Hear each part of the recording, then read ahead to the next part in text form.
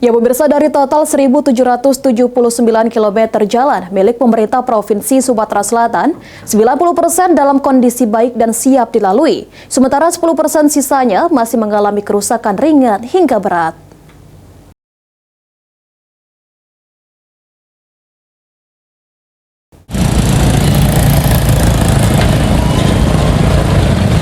Berdasarkan data Dinas Pekerjaan Umum, Bina Marga, dan Tata Ruang, panjang jalan milik pemerintah Provinsi Sumatera Selatan mencapai 1.779 km yang tersebar di 17 kabupaten kota se-Sumatera Selatan. Kepala Dinas Pekerjaan Umum Bina Marga dan Tata Ruang Provinsi Sumatera Selatan, Muhammad Afandi, mengatakan, dari total 1.779 km jalan milik provinsi, saat ini ada sekitar 90% jalan provinsi sudah dalam kondisi baik. Sementara jalan yang mengalami kerusakan ringan, sedang hingga berat masih sekitar 10%, sehingga menjadi wewenang pemerintah provinsi untuk melakukan perbaikan dan perawatan terhadap permasalahan jalan.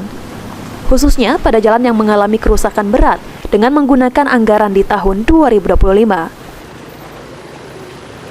Yang wewenang provinsi itu 1.779 kilo seluruh di Kabupaten Kota. Nah, dari 1.779 menjadi wewenang provinsi untuk menangani jalan-jalan yang sekarang ini kurang lebih 90% antara jalan provinsi, jalan-jalan yang menjadi wewenang provinsi.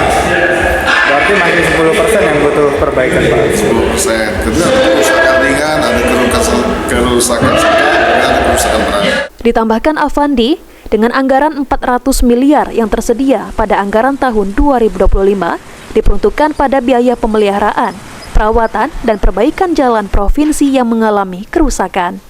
Eki Saputra, PAL TV.